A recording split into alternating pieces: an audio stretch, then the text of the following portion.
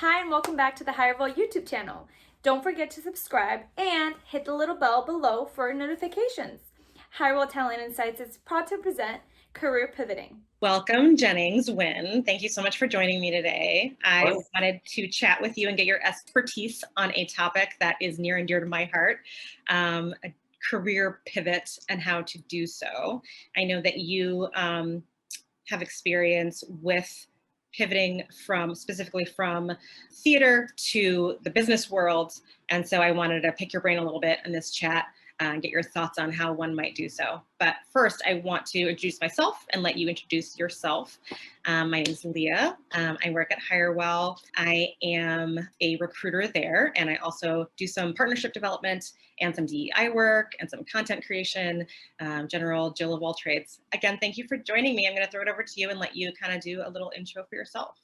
Wonderful. Thank you so much for having me. Obviously, this topic is very near and dear to my heart as well, coming from the career pivot myself. As Leah mentioned, I'm Jennings Wynn. I work in the software as a service human resources talent acquisition space. So while I don't directly recruit, I work in the business world with a heavy focus on human resources, as well as doing a lot of diversity, equity, inclusion work, working with employee resource groups, sitting on DEI councils. So very similar passions here. So thrilled to be chatting about this topic. Awesome. Excellent. As I said, the kind of general topic is career pivot, specifically maybe artist to business world, since that's where your expertise lies and your experience lies. So tell me a little bit about that. What's your story framed with kind of that topic? How did you do your career pivot, and sort of just a little bit about yourself? Yeah, absolutely. I mean, just a little personal background. I am Southern by birth and Chicagoan by choice. So I spent years and years being a musical theater performer, from community theater all the way through college, through a number of years past college. And I got to the point where it was time for me personally to move on. That isn't to say every artist needs to move on. That isn't to say that everyone who does a pivot, that they need to give up on what it is that they love to do. So I just want to qualify everything that I say here today with that. So when I made the decision that it was time to move forward out of the hospitality industry, juggling shows, wanted insurance, a 401k, that kind of stuff, I'll be honest, it wasn't the easiest thing. So a lot of what I'm going to talk about today is what I've learned in the hopes that it saves other people some time and struggles. So I started in a call center, which is where you hired me. And then that sort of put a bit of a proof in the pudding that I could work in a business environment.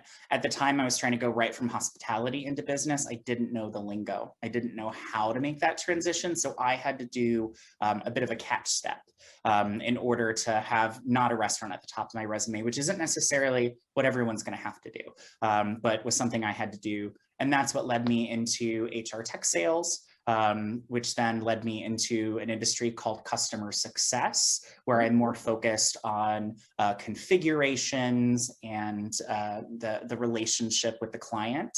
And honestly, it was my hospitality background that taught me how to do those technical configurations, because I ran those point of sale systems. But we'll get into that kind of translation here in a minute. That is how I ended up here, and then found a love for diversity, equity, and inclusion. Actually got my certification from eCornell this past year in order to expand that knowledge. And I founded a number of employee resource groups. And I guess I found a new passion in being a people person, I guess. I love it. Excellent. Well, I'd love to sort of talk a little bit about, since right now, because of the pandemic and COVID, so many folks have felt like they needed to do a career pivot because their industries just aren't thriving in the way that they were pre-pandemic, and they're not able to find work. And if they are able to find work, it's not the same level of commitment. It's not the same level of cash flow coming in for them. And so a lot of folks are like at a place right now where they're really looking to do a career pivot. If you can talk a little bit more about your experience, specifically with the transition from an artist, and you're still an artist, but a working artist, to working in the business sector. Yeah, absolutely. And it's that struggle that these artist friends of mine had that really inspired me to start trying to put my experience down on paper and having interactions like this, because so many people just didn't know or don't know how talented that they are. So I definitely felt a bit struggled and like a fish out of water. And thankfully, I had really great people around me, who were in the business world and who helped me with my resume. The number one thing that I felt that I also hear from performers is I don't have any skills. And the reality is that you do, and you likely have more skills than you realize. I referenced a moment ago, point of sale systems. So when I was interviewing for a technology company, I was like, I have no technology experience.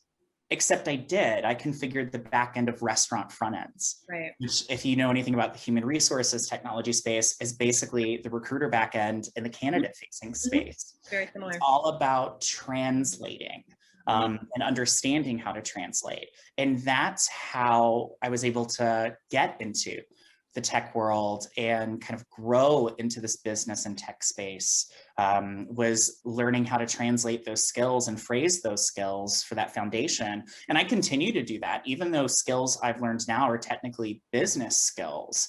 It's all about how you phrase them in order to market and present yourself accordingly. Another example that I like to use is for actors. If you've ever had to fundraise, that's fundraising experience. If you ever had to run the budget, the costume budget for a show, that's budgeting. You probably did all of this on the G Suite and the Google Drive. All right, so you're G Suite proficient. And so it's really just thinking about the things that you've done in every single role and bringing that to the table. The business world, when you can speak their language, you don't necessarily have to come from their background. Right. You just need to figure out how to speak their language, whether it's you just need a day job, whether you're doing a full pivot. That's just going to make you more and more successful in that transition, if that's a transition that you choose to do. I think that's key, really. Like, there's so many transferable skills, right? So many overlapping skills. The Venn diagram, I feel like skill-wise is pretty big. It's just a matter of vernacular and how you phrase that skill set and how you put it on your resume, how it's written on the resume, because it's a completely different culture. It's a completely different language. They've got their own buzzwords, independent of each other. So it's just a matter of like getting used to how to phrase things so that when someone reads it, it's translating it really. It's like a code switch. It is. It absolutely is. For my fellow actor friends out there, when you talk to your civilian friends, if you say, we're getting the show on the boards, they don't know what that means. Right. So just think about it in reverse. Give them the language that they understand, and also don't sell yourself short. Totally. And like from my experience, going from the restaurant industry and working for years and years and years and years as a bartender and server, there were so many transferable skills that I just didn't realize I had until I spoke to someone and they were like, well, yeah, like you have customer service skills. You deal with customers all day long. I was like, all right. Literally didn't occur to me, it didn't occur to me. I would never be able to work with, kind of the global clients that I do had I not been a server and a bartender. Yep. And that is a skill that is really valuable in the business world. There is something special about that outsider perspective, even if you do start by feeling an outsider, because it's a fresh set of eyes. And it really can make you stand out in a good way. 100%. Okay, well, we talked about language and kind of how to reframe your skill sets. Are there any other tips and tricks you can clue people on how to kind of make themselves more hireable? Here's my big one, LinkedIn. I know everyone listening to this is going to go, another social media. It's not a social media, it's a business media. This is the brass tacks talk that I really have to have with all of my, artist and performer and, friends that are pivoting. You cannot just put a photo and a resume up on LinkedIn and expect anything in the world to happen. Yeah.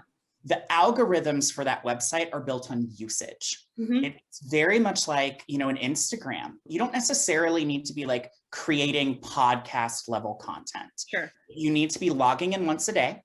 You need to be following the businesses that you care about or brands that you either want to work with or enjoy purchasing from. You need to add every person that you possibly can. The great thing about LinkedIn is there's lots of people that you might end up add on LinkedIn that you would never think about adding to your Facebook. So look past the Facebook list into some of those other people, professional contacts. Like and share posts and create your own posts if at all possible. If you're just not interested in adding other posts, I get it, but at least share and like, because that is what puts you to sort of bubbling up to the top of a recruiter's search. If you haven't logged in or had any activity in that website in 3 months, you don't even show up in a search, even if you're perfect for a job. And for those of you who aren't familiar with recruiting that are listening, recruiters log in, they come up with a keyword like sales, Chicago, 4 years of experience, and then they get resumes and they flip through them at about 3 seconds a pop. You're just not in that stack. Or you're on page 5, page 10. Think about a Google search. How many times do you get to page 5 or page 10 in a Google search before they've already served you what you're looking for?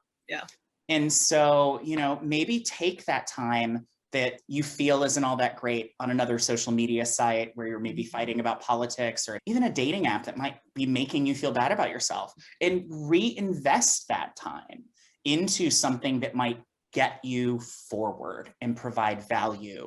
And also, you know, you might make new like-minded friends to have like cordial and adult and intellectual discourse with, which I don't find on many of the other sites. Yeah, I was going to add in the networking piece to that, because commenting on other people's posts, following people, doing all these things, you know, our ability to physically network right now is so hamstrung. And that is such a huge part of potentially getting your foot in the door, especially if you're someone that might not have the exact background that they're hiring for, right? You might be great for the job. It might be something that you can do. It might be something that your skill set actually aligns quite well with. But if you don't have the, like, you know, on your resume bulleted, like specific experience, it might be a little bit harder to kind of get your foot in the door, right? And having that personal connection where you connect with someone online and they recognize your name and then they see your name on that resume, they're going to pay attention to that resume if they've interacted with you online. Like, they just are. Like, that's just how it works. Or they'll forward your resume as a referral, and advocate, and even say, all right, I know this person, you know, they don't have all 120 bullet points that you need, but they've got 80 of them, and they're smart, and they'll ramp up and they'll work hard. And then, you know, you miss that opportunity if you haven't connected with that person. Exactly. Do you have any final words of wisdom? Anything else you'd like to chat about? Absolutely. I would just say, don't be afraid to bring your whole self to an interview. Of course, you want to remain professional, but, you know, if you're someone, you know, heavily tattooed with funky glasses and painted nails and very openly gay, or whatever you may be, if you hide that on the phone screen, if you diminish yourself, you're doing yourself a disservice, because chances are, if a company needs you to do that, they're not the best fit for you and you're not going to be happy, particularly if it's a long-term pivot. I mean, if it's a short-term, you might be able to do it. But also, personalities like artists have stand out. There are many, many people who look alike and think alike and have a similar degree, and that doesn't diminish their skill set or their talent.